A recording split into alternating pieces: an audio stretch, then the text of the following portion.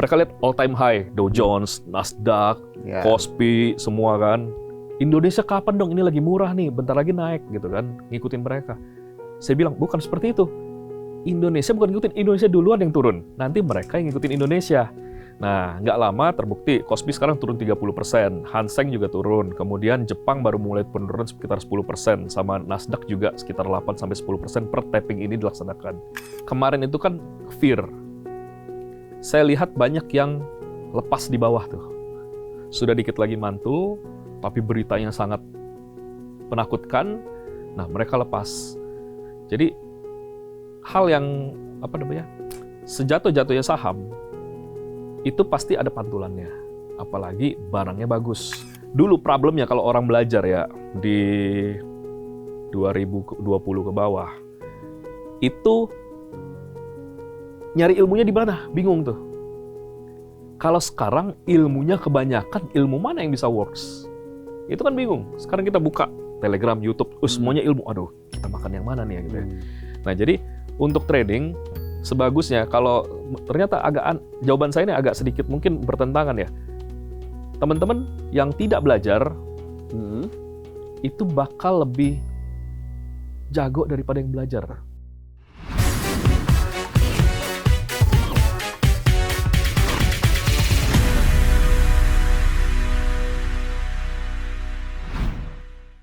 Halo Sobat Cuan, halo Sobat IDX Channel, kembali lagi bertemu bersama kami dalam podcast The Cuan IDX Channel dan tentu bersama saya Fajar Wayon. Dan di episode kali ini kita kembali akan menghadirkan pembahasan yang menarik, tentu tak jauh-jauh dari pasar modal Indonesia. Dan kalau kita lihat ya teman-teman, kita hari ini taping di tanggal 20 Juli 2026 dan dalam beberapa waktu terakhir tentu kita tahu pergerakan pasar saham terutama Indonesia masih dipenuhi oleh ketidakpastian.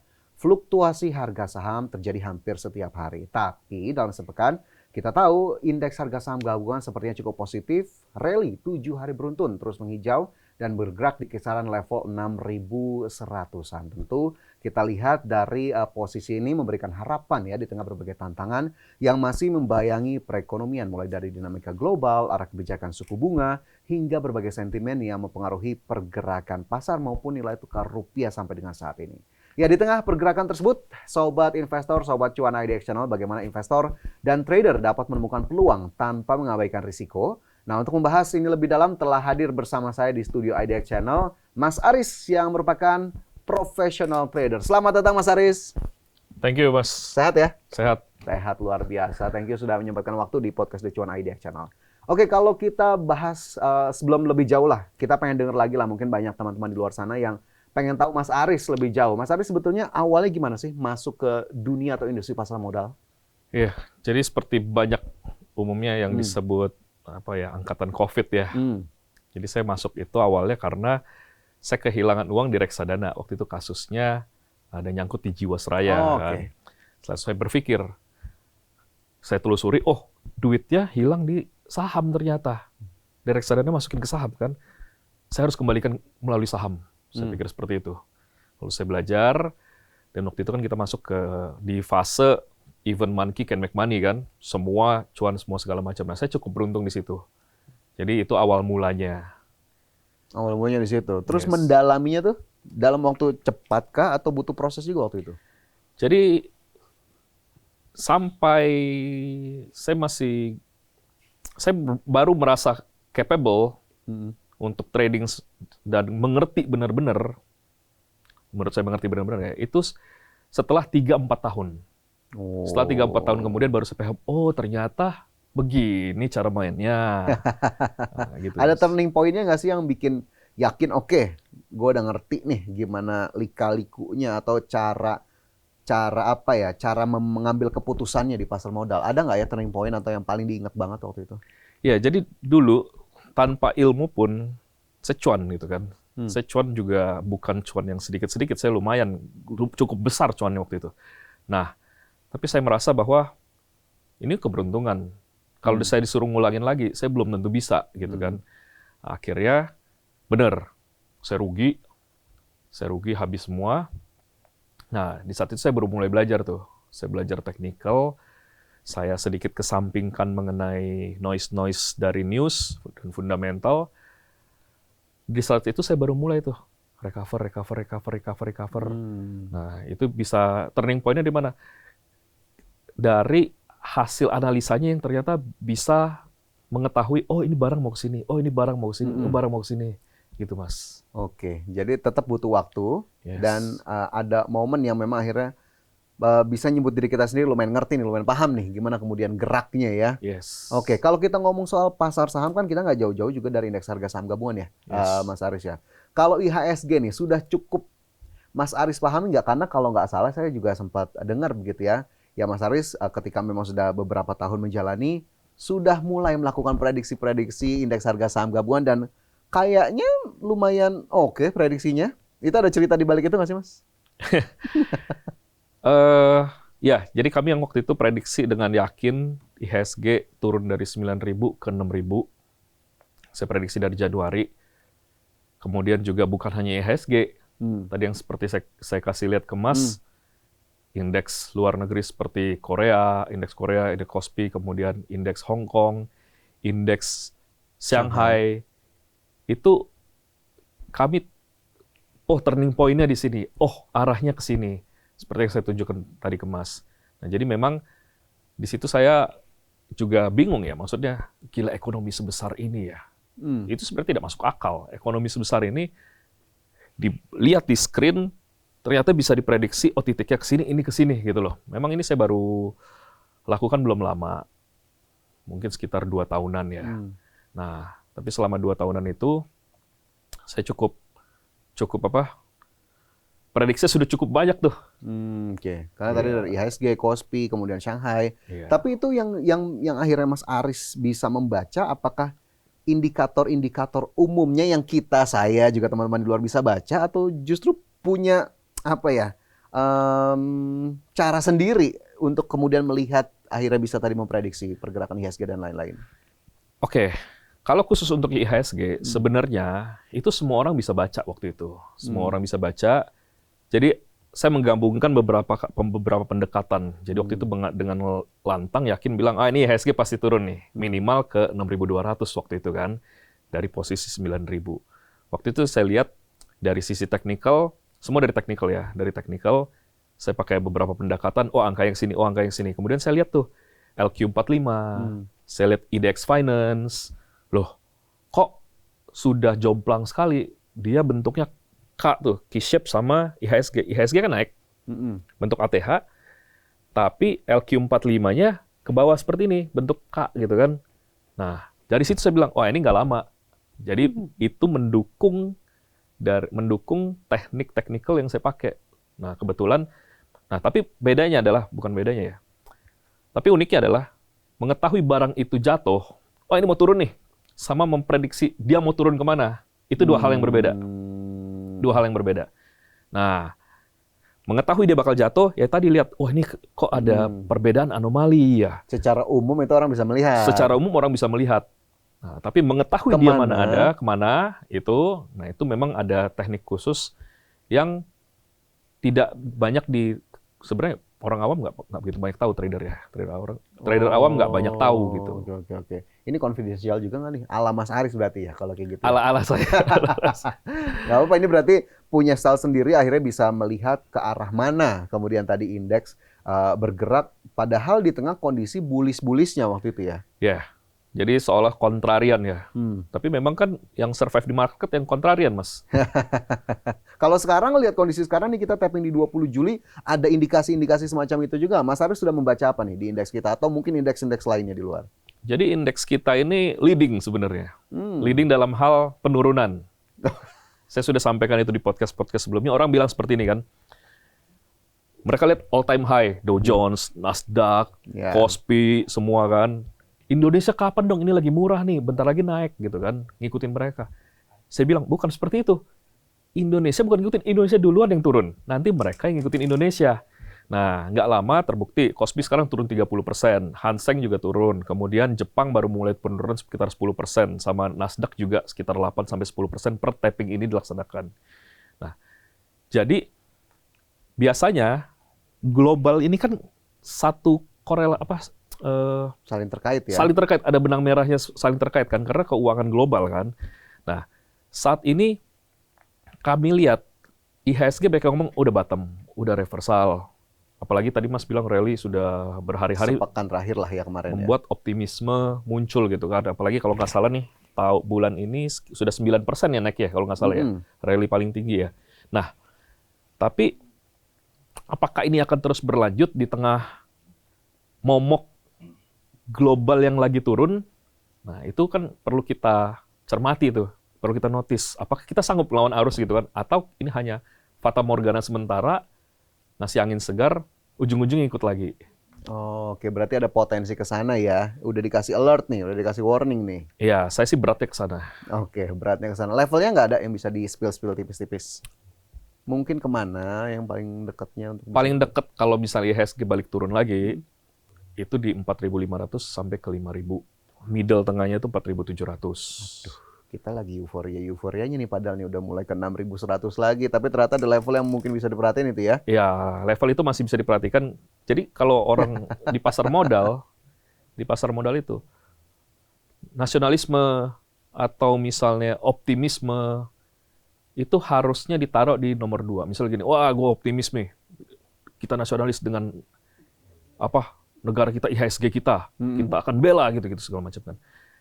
Tapi kalau kita menempatkan duit di sesuatu ya, yang harus kita pikirin resikonya dulu. Ini kalau saya masukin semuanya, gimana nantinya ya? Apakah itu tadi faktor-faktor global apakah kena gitu kan?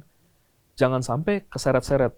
Oke, masuk akal. Ini berarti bisa jadi tips juga atau saran ya buat teman-teman di luar yang memang mungkin lagi happy ngelihat indeks harga saham gabungan, meskipun ya kita tidak salahkan juga begitu ya. Toh ya semangat ataupun optimisme juga boleh, tapi Mas Aris sepertinya punya pendekatan tersendiri untuk melihat bagaimana kemudian posisi indeks harga saham gabungan terkini. Kalau sahamnya Mas Aris, kayaknya saya dengar juga tadi ada spill sih ya, ada salah satu saham yang kemudian juga sudah diprediksi sebelumnya. Apakah kemudian cara mengamati saham-saham juga demikian? Tadi indikator-indikatornya, kemudian strateginya untuk melihat ini akan ke arah mana?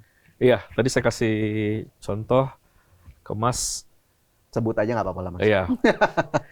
BCA ya. BCA, oke. BCA 5 bulan sebelumnya di Januari, kita sudah tahu tuh ketika BCA di 7.000 something, dia akan turun ke range 4.600 ke 5.100. 5 bulan sebelumnya. Nanti mungkin akan kita pop up ya. Dari situ akan mantul, dan terbukti saat ini sudah mantul sekitar 30%-an. Nah, cara itulah yang kami pakai untuk prediksi yang lain-lain. Kemarin kebetulan ada di BRI, Arto, BTPS. Nah, saat kita prediksi saham itu, yang BCA itu sama sekali kita tidak pakai fundamental. Kami hanya pakai teknikal aja. Kenapa dia turun? Saya nggak tahu kenapa. Kok bisa bantul di situ? Saya tidak tahu kenapa. Karena waktu itu lawan arus. Kalau misalnya dilihat dari berita, cek berita bulan Februarinya, malah direksi BCA lagi borong saham. Tidak ada satupun di negeri ini yang lebih paham fundamental dari bank tersebut selain direksinya, komisaris manajemennya. Nah, mereka waktu itu kan optimis kan ke situ kan. Tapi kami melihat dengan pendekatan yang lain, wah ini bakal turun nih Mas. Nah, ya begitu aja. Oke, pokoknya ini ada technical analysis yang dilakukan. Akhirnya salah satu contoh sahamnya tadi ada BBCA begitu ya. Yang memang mungkin teman-teman juga sudah mulai ngikutin juga, mungkin Mas Aris sudah mesoundkan itu, udah menyampaikan itu. Nah, tapi ada saham-saham lain juga yang kayaknya kemarin sempat kesebut juga investor retail Indonesia nih Mas Aris, ya ada yang mungkin bilang rugi lah baik di pasar global maupun saham-saham lokal. Contohnya mungkin ada Arto, BTPS karena mungkin terlambat keluar dari posisi atau nekat melakukan bottom fishing terlalu dini. Nah, kalau dari pandangannya Mas Aris, apa sebetulnya kesalahan mendasar yang sering dilakukan investor retail dalam situasi pasar kemarin? Iya, jadi investor retail itu kan problemnya cuma 2, seluruh dunia lah, fear and greed. Nah, kemarin itu kan fear. Saya lihat banyak yang lepas di bawah tuh. Sudah dikit lagi mantul, tapi beritanya sangat menakutkan. Nah, mereka lepas. Jadi hal yang sejatuh-jatuhnya saham itu pasti ada pantulannya, apalagi barangnya bagus gitu kan. Nah, jadi teman-teman kalau investor-investor retail banyak yang trading menggunakan hanya baca fundamental, hanya news gitu, hanya ikut-ikutan. Nah, sebaiknya mereka lihat sisi teknikal. Dari teknikal itu kan kelihatan tuh, meskipun agak bingung, tapi kan udah pasti tahu, oh ini chartnya turun banget ke bawah nih. Kalau turun ke bawah gini kan biasa dia bikin kaki atas lagi, baru mau turun. Nah minimal tuh kalau misalnya orang mau buang barang, itu sell on strength. Kalau dia mau beli, buy on weakness. Nah, itulah yang kemarin dilakukan. Beritanya serem semua, candle-nya serem, gitu kan. Mereka buang. Nah, akhirnya pas rebound, gigit jari semua. Padahal justru moment of buy-nya tuh di situ ya biasanya ya. Biasa momennya di situ. Oh, oke. Nah, tapi kalau yang udah akhirnya terlanjur mengalami kerugian gitu ya, kayak saham-saham mungkin yang tadi sudah kita sebutkan, atau mungkin di saham-saham lainnya, langkah apa yang seharusnya sebetulnya diambil Mas Haris? Apakah kemudian cut loss mutlak harus diambil, atau justru ada alternatif lain yang bisa kita lakukan? Jadi itu tergantung posisi masing-masing ya. Komposisi sahamnya apa, kemudian jatuhnya berapa dalam. Kalau memang orang itu cut loss tadi, selalu sell on strength. Cut loss ketika dia mantul. Jangan cut loss pas lagi murah-murahnya gitu kan. Nah, kalau misalnya posisi sekarang harus average down, harus apa segala macam, semua tergantung saham-sahamnya. Tapi kalau misalnya pegang saham yang bagus, yang saat ini sedang diskon murah, seperti harga COVID, kita kan kemarin tuh pas lagi rally sahamnya, kita kan selalu berpikir gini, aduh andai kata ya, BRI harganya seperti COVID dulu, gua akan all in gitu kan. BCA, gua akan all in. Lah, sekarang harganya udah segitu, masa cut loss gitu ibaratnya. Ini saham bagus loh. Nah, jadi tergantung Mas, sahamnya seperti apa. Kalau bagus, dan sekarang ini memang, tadi kan saya di awal pembicaraan sempat bilang bahwa LQ45, IDX Finance, itu chartnya bentuknya K, dia udah di bawah, waktu itu IHSG di atas. Nah, sekarang even IHSG udah turun, dia belum mengejar bawah itu loh. Itu udah murah di bawah situ. Murah sama bottom beda ya. Sudah murah. Bagi investor yang punya investor minded, bisa nambah barang, bisa keeping. Tapi kalau saya orang pelit nih, saya trading pelit gitu kan. Nah, saya akan gunakan style saya, bukan style investing tadi, yang investing turun menambah. Kalau saya nggak, saya akan cari titiknya lagi, nah saya akan entry di situ. Oh, oke. Lagi-lagi nih style yang dari Mas Aris yang mungkin juga bisa jadi tambahan gitu, atau insight buat teman-teman di luar yang memang mungkin agak bingung ya, gimana harusnya mengambil keputusan di tengah saham-saham yang teman-teman mungkin lagi posisinya agak menurun, atau mungkin sudah masuk dalam fase kerugian. Lagi-lagi fleksibel, tergantung bagaimana kemudian strategi masing-masing dan sahamnya seperti apa gitu ya. Yes. Oke, kalau kita lihat, lagi-lagi saya pengen balik lagi ya ke Mas Aris. Kemampuan soal membaca pasar tadi gitu ya. Tadi kan sebetulnya seperti dijelaskan, teknikal sebetulnya memang masih dominan digunakan. Tapi ada nggak tumpuan lainnya atau faktor lainnya yang akhirnya membantu Mas Aris juga untuk membaca sinyal dari pasar, terutama soal kejatuhan atau turunnya harga? Saya bukan mainly ya. Saya utamanya, saya satu-satunya saya pakai hanya teknikal aja. Oh iya. Saya hanya pakai teknikal, saya tidak pakai fundamental. Nah, awalnya dulu pas pertama masuk pasar modal, saya selalu baca news kan. Saya amatin komoditi harganya, saya lihat news, saya YouTube, kemudian X, itu saya baca semua. Saya pusing. Gila, apa yang mau di A, B, hari ini A, besok B, hari ini sell, besok buy. Semua berita itu, satu berita, point of view-nya bisa macam-macam nih. Dari sini, ini bagus, dari sini ini jelek. Contohnya sekarang, kayak perang Iran. Orang konvensional berpikir bahwa ini akan, kalau perang, harganya turun dong, harga sahamnya turun. Kenyataannya di seluruh dunia kemarin all time high semua pas perang. Nah, harga emas akan turun ketika perang. Kenyataannya, harga emas akan naik ketika perang. Kenyataannya, malah anjlok ya. Anjlok. Jadi beda tuh. Penjelasan nanti ada beda lagi. Oh iya, kalau perang, oilnya naik. Inflasi menyebabkan nanti Fed akan begini. Jadi ini kesini.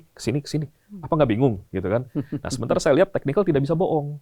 Kayak misalnya untuk mendeteksi barang-barang yang sudah mau naik nih, kita lihat, oh kita bisa sweet lips, bisa nipu, tapi teknikal nggak bisa bohong. Oh, I see. Lebih ada basis yang bisa dipertanggungjawabkan gitu ya secara teknikal ya. Ya, karena saya dulu juga orang belajar pasti awal-awal kan pengen reasoning kan. Ya. Kenapa ini begini? Oh, kita baca laporan keuangan, kita baca news, kita baca cause and effect-nya apa cause yang kita cari. Nah, tapi setelah setelah ditabok berapa kali oleh market, dihajar berapa kali oleh market, dan dihajarnya itu dengan babak belur, saya sadar bahwa, saya harus belajar nih technical nih. Dari technical itu, seperti yang tadi saya kasih lihat Mas, kita bukan hanya market, indeks luar, bukan hanya saham, tapi mata uang bisa kedeteksi, kripto bisa kedeteksi, komoditi oil dan emas itu bisa semua. Gitu. Oke. Jadi memang akhirnya dasarnya cukup sama. Tapi mungkin dikit fundamentalnya ini Mas Aris gunakan sebagai senjata tambahan atau gimana nih sisi analisa fundamentalnya? Untuk meyakinkan saya aja. Jadi kalau searah nih, saya cari reasoningnya nih. Contoh misalnya, ini sekalian forecast juga mungkin ya. Jadi, contoh sekarang. Kemarin kami prediksi indeks luar bakal jatuh. Bakal jatuh kenapa ya? Nggak tahu saya. Trump bilang kan mau naik terus. Saya juga nggak tahu. Tapi saya coba lihat lagi. Saya cari korelasi. Indeks yen, JPY-X, kok yen ini mau naik ya? Nah, baru saya cari fundamentalnya. Saya cari news, apa. Ada kondisi di mana BOJ, Bank of Japan, ketuanya Ueda, ada rencana untuk mengintervensi pasar. Nah, itu jadi support aja tuh. Supporting gitu loh. Cuma sebatas itu sih. Oke, kalau yang dulu bingung dengan berbagai news dan apapun yang ada secara fundamental, tapi karena memang teknikalnya sudah lumayan jadi basis, akhirnya jadi supporting factor. Supporting untuk membuat keputusan begitu ya, agar kemudian mungkin lebih yakin begitu ya dengan keputusan yang Mas Aris lakukan. Mungkin ini juga bisa jadi insight juga untuk teman-teman. Nah, tapi kalau ngomongin technical analysis gitu Mas Aris, kalau kita bedah lebih lanjut sebetulnya dari analisis-analisis yang sudah dilakukan, itu sebetulnya ngelihatnya apakah ada pattern atau pola yang terulang, atau dari historisnya juga diperhatikan, atau mungkin lagi-lagi punya nggak, atau mungkin sudah atau belum, mungkin nggak tahu ya, indikator khusus yang akhirnya Mas Aris kembangkan sendiri. Mungkin boleh juga tuh di-spill dikit, nggak apa-apa dong, sekalian promo ala Aris. Jadi kalau ngomong kita technical ya, technical ada beberapa. Satu technical yang paling kuat itu adalah memang dari chart pattern itu memang itu kan supply and demand. Itu umumnya. Nah, saya sendiri make dan rekan saya make harmonic pattern namanya. Harmonic pattern. Basisnya itu adalah Fibonacci. Fibonacci itu kan adalah ilmu yang bisa mengukur mata badai, panjang badan kita, rasio telinga kita, rasio otak kita gitu kan. Ternyata di market itu bisa gitu loh. Jadi ilmu dasarnya memang Fibonacci, turunannya kan ada Elliott wave, ada harmonic pattern, kemudian ada lagi Fibo extension, semua segala macam. Nah, kebetulan kami cocok di situ. Kenapa kami cocok di situ? Karena tradingnya low risk. Barang yang sudah jatuh dalam pasti mantul. Nah, mantulnya di mana? Nah, itu kehitung tuh ada rasionya. Barang yang sudah naik tinggi pasti ada pullback turunnya. Turunnya kemana? Stopnya di mana? Itu kehitung. Andai kata saya nyangkut pun, misalnya nih, saya nyangkutnya di akar. Saya bukan nyangkut di pucuk. Jadi untuk average down, pullback, average down nunggu dia nanti pullback, itu cuan. Jadi kalau misalnya di pasar modal ini, kemarin ada Andre Hakim bilang gitu kan, kalau punya duit, nggak mungkin rugi gitu kan, karena ada kesempatan average down gitu kan. Begitu kita balik, dapat. Nah, saya setuju itu. Jadi saya terapkan di semua market, asal kita tidak serakah, equity kita masih banyak, mau senaik apapun, seturun apapun, kita bisa keluar dengan cuan gitu loh. Oke, menarik. Tapi kalau melihat perjalanannya Mas Aris, ini sebenarnya dulu belajar tradingnya atau analisisnya ini pakai mentor nggak sih? Atau buat kita yang di luar juga, apakah kita bisa tanpa mentor betul-betul kita belajar dari sana sini untuk bisa jadi trader? Nah, saya senang dengan pertanyaan ini. Jadi gini, saya kemarin sebelumnya mengais-ngais ilmu, Mas. Mengais-ngais ilmu dari manapun.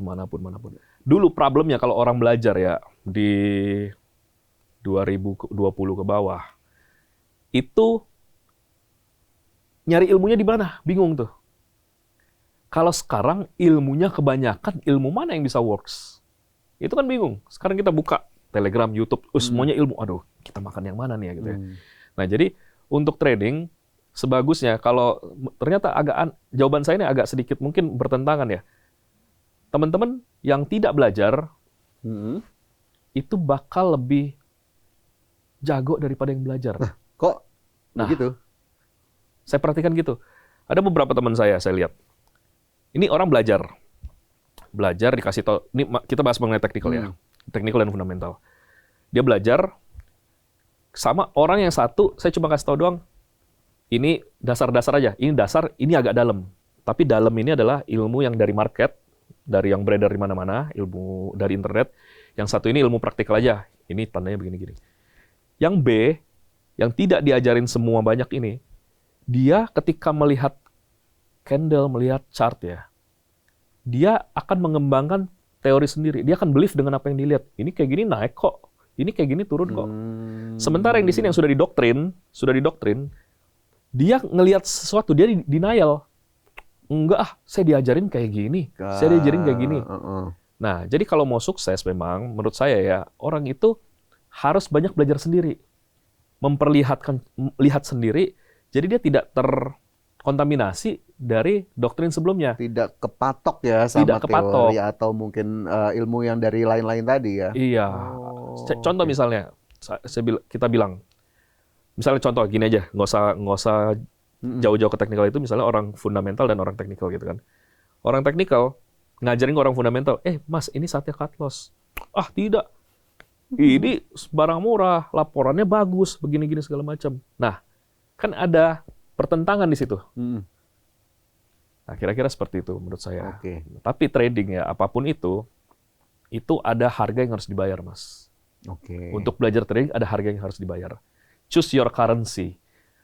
Apakah itu dibayar dengan kerugian, dibayar dengan stres dan penderitaan, dibayar dengan nangis air mata, atau Anda bayar mentor, nah, atau Anda diajarin langsung dengan market ya tadi. Jadi ada harga yang harus kita bayar untuk mendapatkan kayak gini.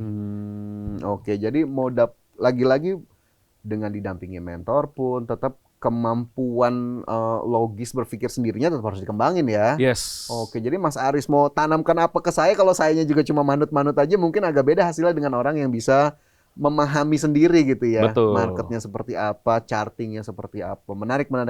Lantas kalau sudah akhirnya masuk lah Mas nih teman-teman di sana. Kemudian kan kita tahu risiko adalah hal yang memang selalu lekat dengan investasi ataupun trading. Nah, kan Mas Aris selalu menekankan risk to reward ratio nih dalam kemudian mengeksekusi trading plan. Kalau ataupun saat Mas Aris menemukan momentum untuk melakukan short atau exit dari pasar kemarin, sebetulnya berapa rasio ideal dari risk to reward ratio itu? Ya, jadi kan kita memandang trading itu kan sebagai bisnis ya. Kita, kalau ini fail, kita rugi berapa. Kalau ini berhasil, kita dapat berapa. Nah, yang ideal yang beredar itu kan biasa 1:1, 1:1 kemudian, atau 1:2, 1:3. Itu kan very good. Kita meresikokan kalau misalnya kita cut loss di saham misalnya 10 juta, potensi gainnya misalnya 30 juta. 1:3 kan oke, Mas. Kalau dibanding sama bisnis real gitu kan, nah mungkin setahun misalnya proyek kontraktor, konstruksi, mungkin totalnya 40% aja udah hebat gitu loh. Ini kita dikasih 1:1 kan berarti 100%. Nah, masa nggak diambil gitu kan? Nah, tapi ada peluang-peluang tertentu seperti, tapi jarang ya muncul di market. Tapi ketika itu muncul di market, itu bisa dapat 1:10, 1:8. Tapi itu jarang terjadi. Tapi begitu terjadi, nanti saya infoin ke Mas deh. Ini rasionya udah pas nih ya untuk kemudian diambil ya, 1:sekian. Jadi memang kalau patokan idealnya tuh nggak ada yang mutlak ya di berapanya Mas Aris ya? Nggak ada yang mutlak. Itu tergantung bersyukurnya kita aja, Mas. Lagi-lagi tadi fear dan greed jadi dua hal yang memang lekat dengan kita selaku investor ataupun trader. Nah kemudian kalau untuk seorang trader sendiri Mas Aris, untuk kita bisa secara psikologis tetap tenang ketika mengambil posisi yang berlawanan dengan arah arus pasar begitu ya, tanpa dibayangi kecemasan, terkena margin call, apalagi harga sempat bergerak naik terlebih dahulu sebelum mencapai area potensial reversal zone. Gimana sarannya atau tipsnya biar ya tadi tetap kepala dingin lah melihat hal tersebut? Ya, orang akan takut ketika dia menaruh terlalu banyak di situ, Mas. Jadi, satu money management. Money management itu adalah hal yang utama. Nah, Taruh kebanyakan akan mengundang fear. Taruh kedikitan akan mengundang greed. Mas, masuk saham cuma 1 lot. Berani pegang sampai di atas, berani. Makanya kalau kita lihat screenshotan orang yang pamer ya, 2.000, 30.000%. Ditutup lotnya berapa? Sisa 2 lot, sisa 3 lot. Kenapa? Dia berani pegang sampai atas. Tapi contoh misalnya seluruh harta dia ditaruh situ, berani pegang nggak? Enggak. Mungkin cuma, makanya lotnya banyak, dia takut nih. Begitu dia naik, jangan-jangan dia mau turun lagi ya? Saya ambil deh. Tapi saya sisain 1 deh, buat saya lihat nanti. Nah, lot kekecilan akan mengundang greed kita.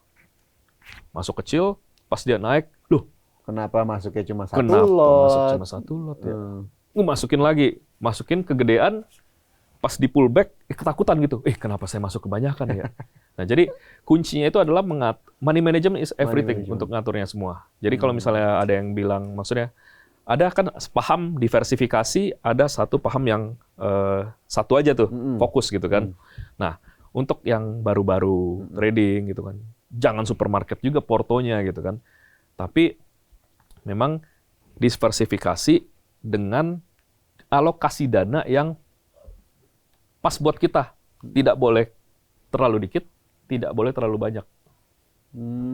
Jadi harus pas ya. Yes. Jangan kedikitan juga, jangan kebanyakan. Tapi kalau mungkin Mas Aris awal-awal dulu ingat, berapa banyak sebetulnya kalau kita saham dalam satu portofolio, apakah 10, 15, 20, atau mungkin sesedikit di bawah itu justru untuk kemudian memantapkan diri. Mungkin buat teman-teman yang juga lagi belajar.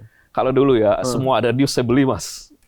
Oh iya. Saya all in, nggak ada mikir-mikir, beli. Sekarang saya pikirkan, kayak main lotre, tanam di mana, yang mana meledak duluan gitu kan. Bahkan di satu sektor pun, misalnya batu bara nih, saya punya semua. Karena saya berpikirkan, wah ini keunggulannya di sini, ini keunggulannya di sini, ini keunggulannya di sini, ini keunggulannya di sini. Jadi itu ternyata hasilnya tidak begitu bagus. Iya. Saya pangkas, kita pilih sektor ini, yang leadingnya apa? Oh, leadingnya A. Oke. Pertama tuh yang saya lihat downside-nya dulu. Downside-nya kira-kira, ini kalau resikonya turun ke sini. Oh ya, resiko paling kecil ini. Tapi gain-nya yang paling gede itu. Nah, saya pilih yang resikonya dulu nih, Mas. Resiko paling kecil saya pilih di satu sektor ini. Kan kalau lagi bullish itu semuanya naik, Mas. Kita pengen beli semua. Ngeliat di TV ada public exposure-nya, kita pengen beli. Nah, jadi bagaimana orang itu menahan diri itu, mengalokasikan dana. Kalau beli semua, misalnya duitnya cuma dikit, dia beli semua. Masa 1 juta. Kan nggak berasa juga. Nah, itu butuh jam terbang tuh untuk melakukan portofolio manajemen di situ. Makanya tadi kan awal-awal dibeli semua, tapi ketika sudah mulai jam terbang sudah ada, money manajemennya mungkin sudah oke, akhirnya sudah bisa pas lah portofolio yang sudah ada. Oke, lanjut mungkin kita udah dikit lagi lah, nggak bisa terlalu lama juga kita, Mas Aris, sayang sekali waktu terbatas. Tapi mungkin lagi-lagi saya minta sarannya buat teman-teman di luar, biar tetap disiplin sama trading plan tuh gimana sih, Mas? Tadi kan untuk tips tetap tenang sudah, milih risk to reward ratio sudah, tapi untuk kemudian stick atau disiplin sama trading plan tuh gimana? Itu sulit. Itu sangat sulit dengan trading plan ya. Jadi ketika harus cut loss, itu kita merasa sedih, duit kita hilang. Ketika take profit juga kita bingung. Ini bakal ke sini nggak sih? Sekarang kan begini, Mas. Mas pegang untung 20%. Beli 20% nih. Nah, Mas lepas barangnya. Barangnya terbang. Lu weekend ya. Weekend nih. Masa nggak pegang begitu? Nggak.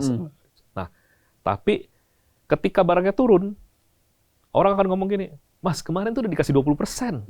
Betul. Masa nggak ambil? Depositonya nggak segitu. Nah, kita kan serba salah yang disalahkan ya. Nah, jadi saya lihat money management dan trading plan itu tergantung dari teknik. Kalau misalnya tahu barang ini mau ke sini, dan itu susah mengetahui itu ya.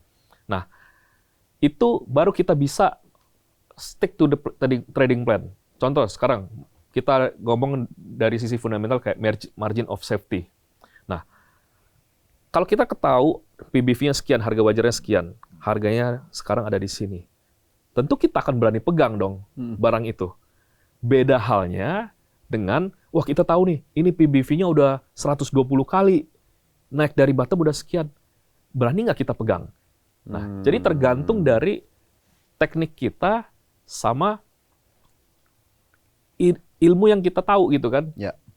Itu baru bisa kita ngatur, trading plan-nya sekian, stick to the plan sekian. Oke. Menarik. Gimana kemudian kita bisa tetap disiplin menjalankan trading plan kita di tengah noise-noise yang beredar di luar sana. Oke, kalau saya mau minta saran juga untuk 6 bulan ke depan atau dari pandangannya Mas Aris, kelas aset apa yang sebetulnya cukup atau oke, paling ideal lah menjadi tempat pelindungan modal bagi para teman-teman di pasar modal terutama. Kalau 6 bulan ke depan nih, sorry saya menghela napas ya. Karena ini pertanyaan. Berarti Kalau- kurang lebih sampai akhir tahun nih ya. Iya, saya bingung untuk menjawab ini. Tapi kalau misalnya, sorry Mas, ini boleh ngomong mata uang asing nggak sih? Ya sekedar intermezzo aja boleh, nggak apa-apa. Oke. Boleh.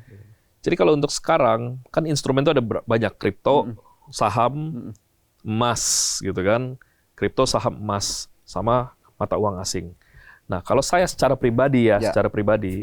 saya melihat kalau untuk tergantung mau hedge, mau dapat capital gain atau mau cuma preserve aset aja, nggak mau nih turun, cuma melawan inflasi aja. Nah, itu kan dua hal berbeda.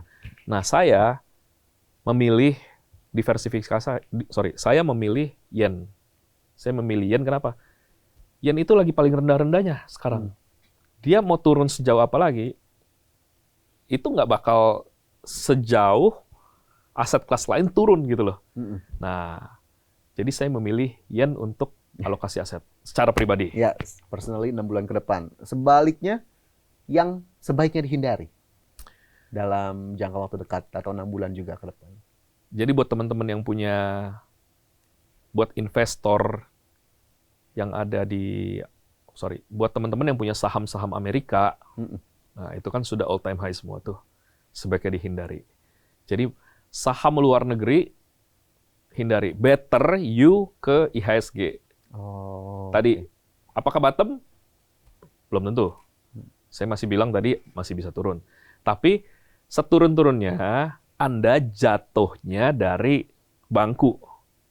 Kalau di Amerika, karena kemarin banyak Mas, Betul. mereka stres di Indonesia, kita ke Amerika aja, kita beli saham Amerika gitu kan, beli ETF semua segala macam. Investor Indonesia invest di luar gitu kan.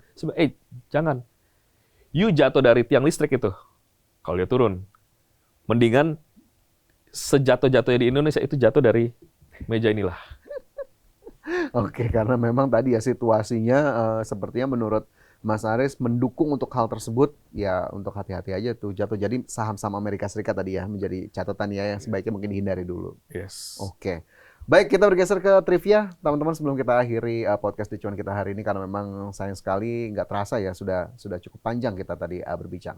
Trivia di Cuan boleh dijawab aja Mas antara dua hal yang saya sebutkan, pilih salah satu. Yang pertama, trading atau investasi? Trading. Big cap atau second liner? Big cap. Big cap. Momentum atau value? Momentum. Scalping atau swing? Swing. Averaging down atau cut loss? Average down. Averaging down. Yang terakhir nih kayak sangat obvious nih. Fundamental atau technical? Technical. Oke, itu tadi bisa memberikan kita pandangan soal gimana gaya investasi atau trading dari Mas Aris di pasar modal maupun di instrumen keuangan lainnya. Nah, mungkin ini bisa menjadi penutup kita di episode The Cuan kali ini. Sebetulnya masih banyak Mas Aris yang bisa kita bahas, tapi sayang sekali waktu kita terbatas. Adakah pesan utama bagi para pelaku pasar agar kemudian dapat bertahan dalam kondisi ekonomi saat ini? Atau mungkin Mas Aris punya pesan penyemangat bagi teman-teman di luar sana yang memang sudah di tengah tahun 2026 ini, berbagai hal terjadi, dinamikanya masih terus berjalan, untuk kedepannya nih seperti apa? Iya, jadi untuk para teman-teman trader apapun itu, ada satu skill yang tidak diajarin dan mereka susah untuk punya. Itu diem. Skill untuk diem. Nah, ketika kita punya cash, dan kita ngelihat harganya naik nih, saya masukin dulu 10%. Naik. Gila kenapa kita nggak all in ya? Gitu kan. Nah, itu akan memicu dia masuk lagi. Nah, bagaimana caranya belajar untuk diem? Jadi teman-teman di situasi yang sekarang ini, let's say, memang IHSG rally. Ada perbaikan, kenaikan gitu kan. Nah, tapi kan kita lihat lagi, bijak nggak untuk all in semua? Tapi sisi penasaran kita harus di-feeding juga. Jangan kita tekan gitu kan, harus disalurkan. Jadi kalau misalnya teman-teman takut ketinggalan, ya udah masuk aja, daripada penasaran, daripada gelisah. Tapi ingat, duit Anda yang banyak itu yang ada di brankas Anda, coba belajar untuk diam ketika punya posisi cash. Sulit, Mas. Sulit tuh ya. Sulit. Belajar untuk diam. Diam, nunggu momen, masukin pelan-pelan. Saya butuh waktu, saya baru bisa begitu 1 tahun, Mas. Baru. Wow. Oh, dulu kan saya hajar semua. Karena kalau ada cash, ngapain harus diam mungkin ya kalau di mindset itu. Tapi ternyata skill diam itu yang mahal ya. Karena kita diajarin, uang bekerja untuk kita katanya kan. Oke. Jadi skill diam ini menjadi salah satu hal yang disarankan ataupun mungkin harus dipelajari, bahkan mungkin diasah seiring dengan jam terbang teman-teman di luar ya, yang trading ataupun mungkin berinvestasi. Baik, masih banyak hal yang bisa kita gali dari Mas Aris, tapi mungkin bisa kita lanjutkan di episode-episode berikutnya. Mas Aris, terima kasih banyak sudah bergabung di podcast The Cuan Idea Channel. Semoga apa yang dibagikan, apa yang tadi disampaikan bisa menjadi tambahan informasi ataupun insight atau mungkin inspirasi bagi teman-teman di luar sana. Dan sekali lagi terima kasih kami ucapkan, dan teman-teman jangan lupa untuk ikutin podcast The Cuan di episode-episode berikutnya bersama saya Fajar Woyong. Saya pamit undur diri, terima kasih. Sampai jumpa.